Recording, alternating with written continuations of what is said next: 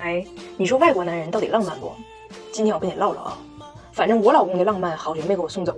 我这大胖媳妇当年追我的时候老抠了。跟我正式表白的时候，为了图便宜，在厦门大胜里街区的火葬场对面找到了一家物美价廉的花店，给我买了一束明媚而忧伤的黄菊花。我当时被他约到一个山顶嘛，就被他告白的时候，我都没敢犹豫，我立马就答应了，因为我以为他在要挟我，不跟他相守就把我送走。我当时一看我这个俯瞰南普陀的地理位置，我赶紧告诉自己别玩命，别上山是因为被追，下山是因为被推。完，我当时也没明白他送黄菊花到底是咋回事啊，我也没敢吱声。结果过了1个礼拜又来一束，这更黄，这扎眼，你一看你就想掉眼泪。花里头还带个卡片，卡片上还带着水印，连起来读就是张彩玲永久思念。完，我就实在憋不住了，我就问他，我说你在哪儿买的花啊？你为啥一定要跟这黄菊花较劲呢？我老公说的，就那个大胜里的哪呀，他家这个店吧规模比较小，所以呢选品很经典，一般就是黄白两种颜色，造型呢也很统一，一般都是圈型的。我这是回头客，我跟老板说的，给我拆的是重绑的，圈型的不好拿嘛吧。我终于呢我就听明白了，那个花店的对面吧有一个小门，就看起来不是很显眼的那种。你进了门以后呢，往那个山坡方向走，最终你就会走到这个用黄花的地方。但是我老公呢都没看懂。后来有一次咱俩正好路过那地方，我还进这店去看去了。我老公一进屋老乐了，跟老板说的，哎，我又来了，这就是我女朋友。老板看着我挺长时间没敢吱声，完憋挺长时间整出来一句，你活着啊，我给你写过卡。给我逗完了。完那天我们正好要去参加一个朋友的生日 party， 开 party 的是一对英国人情侣热恋期。完我到那儿我就开始讲究我老公送我这黄菊花这乐子嘛。结果那英国女的没听明白，问我黄菊花咋的了？我男朋友天天给我送啊，今天我过生日还送一束呢。我说他送的具体是什么款式？也是纯黄款吗？完这英国女的说的，中间一般都是黄的，有的时候周围还带一圈白，还有的时候还带特殊造型的，特别好挂。当时都给我逗抽巴了，都给我。我说你对象是不是在哪买的？他说那我也不知道啊，但是我男朋友每天回家是在那地方下车。完他问我咋的了，咱俩收的花一样啊？我说从理论上他的受众群体是一样的，你那个黄花带白花边那个比我收的贵6块5，然后一般摆的位置更中间点。至于你说这个特殊造型其实是这个花该有的样子，只不过我对象呢就是爱捧花不爱挎花走，所以让老板给拆开了。后来呢，我发现同在这个聚会上有一个澳大利亚人的媳妇儿，也经常收这黄菊花。这几个男的都是这英国人介绍的，就哪有个花店可便宜了，赶紧去买回家哄媳妇儿。但是那俩女的呢都是外国人，也就是说这3个收花者呢，就我一个人觉得瘆得慌，人那俩人收的可乐呵了。完我呢就有点没太好意思戳穿他，我寻思他也是好心，就是抠呗。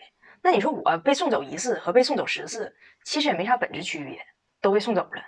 这事儿最后是咋停的呢？就过了很长时间以后，我妈有一次要来厦门来看我来，她呢也欠非要跟着去接去。完之前还给那花店打电话订了一束最大号的黄花带白花边的，要最鲜亮的，那家伙1分钱1分货呀，黄的是黄，白的是白，下血本了，花了79。我看我当时我这话我要再不说明白，他别把这花再架起来送去，我就把这事儿就给他解释清楚了，这个风俗。完我和黄菊花这段孽缘呢也就此了了。完事大概是去年吧还是前年，我跟那澳大利亚那女的视过频，她说不知道为啥这花店就关门了。我说你说为啥？用我奶的理论来说就是你命硬，花送不走你，你送得走花。哎，你说我一天叭叭叭的总唠以我的视角看我老公这个外国人我看不懂的那些事儿，那你说我老公看俺家人以及铁岭人有啥看不懂的点没呢？我昨天采访他了，的确有需要探索的未解之谜呀。第一个问题，为什么山上的老爷爷和老奶奶们那么喜欢打自己？我老公有一次一大早上让我爸叫起来上我们铁岭秀丽的龙首山上去晨练。我老公呢是个夜猫子，所以我爸5点钟叫他起来，对他来讲吧就相当于午夜神游吧，就是虽然人醒着但是很恍惚。结果这一上山，哎呦我的妈，差点让这帮老头老太太给吓过去。俺几个当时是往山上爬，正赶上这帮老头老太太下山，哎呀这个壮观，一个个也7、80岁了，甩手的，喊天的，手里挥着响鞭的，撞树的，倒走的，朝着朝阳颤抖的，击掌的，小跑的，薅着拖布狂草的，尤其是撞大树、玩鞭子，还有拿拖布在地上写龙，这几个正经给吓够呛。完他下山之后回家吧，他睡个回笼觉，醒了之后就高低认为这是一场梦，一场玄幻的梦。梦游东北花果山，满山都是活神仙，圆形灌木能冲肩，双手甩到上青天。每隔10秒一叫唤，夕阳无限已成颠。他的第二个问题是，为什么铁岭的亲人们喜欢在睡觉这个问题上自残？你们家长有这样的没？就是有床不睡，愿意跑地上睡觉去。我妈就这样，冬天地热一来就爱跑到大厅地上睡觉。我老公有一次半夜起来上厕所，发现外面一个身穿白色睡衣的女人在大厅的正中央躺溜针，给吓尿了都。第二天问我咋回事，你妈梦游，就是游到哪儿累了就地就重新睡。完我妈说的，我不爱睡软乎床，不解乏，我就爱睡硬地，能直腰。我老公是完全理解不了什么叫解乏，什么叫直腰这俩概念。反正呢也不能怪他听不懂。当今世界的总体趋势确实是越有名气屁股越大，越有流量下巴越尖，越有资本本都越鼓，越有财富床垫越宣嘛。他是没想到我妈打拼大半辈子涨个大房子，最后整出4个卧室搁那摆着，完自己跑到外屋地上睡觉。这不冬天嘛，咱就说夏天，他本来吧睡得挺好，然后有一天我妈觉得天太热了，就把他床上这套设备都给换了，给他换的硬的薄床垫，然后铺的是竹凉席，然后还给他安排俩玉石枕。刚开始吧，我老公一看哈，老兴奋了，还照照片，觉得这一套设备特别东方，特别古韵。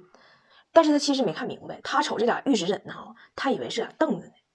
完问我，哎，就我这屁股这大，你妈给我买的凳子就这一长条，我是横着坐还是竖着坐呀？还是说这玩意儿有奖？咱说一对龙凤呈祥得拼到一起坐，是不是可以拼一个太极八卦啥的？完可以改善一下我的末梢风水。我说这玩意儿是给你整的。我老公犹豫很久，最后反正是躺下了，躺下就开始叫了，这什么玩意儿？这是睡个觉跟做磁共振似的，这不活遭罪吗？我说你难受你就起来呀。他说的，你妈买的竹凉席吃过肉，我现在动弹不了，不信你看看，现在这竹节里头肯定全是我汗毛。我说你别吓人呼啦的，结果给他薅起来，我一看哈，真的就他这满身金毛能让我妈这竹凉席给薅下去2两。完我老公不就睡了2礼拜的竹席玉枕吗？人都睡瘦了，跟我妈说要换。我妈说这玩意儿多好啊，败火透气的。再说你瞅瞅你那脑型，顶个大南北头，人都到沈阳北站了，后脑勺还搁加大呢，自己不绞呢，赶紧用那硬枕头板板吧。这事儿过去好几年了，到现在他还在纠结自己为什么被叫做南北头，还经常跟其他老外讨论这个学术问题。我老丈母娘管我叫南北头，说我这个距离比这个距离远，但是我不明白，那我要是动弹呢？就我这个长直性坐标如果指向了东西呢，那我怎么还能叫南北头呢？那不对，那你是没听明白，你这个造型你咋转也是南北头。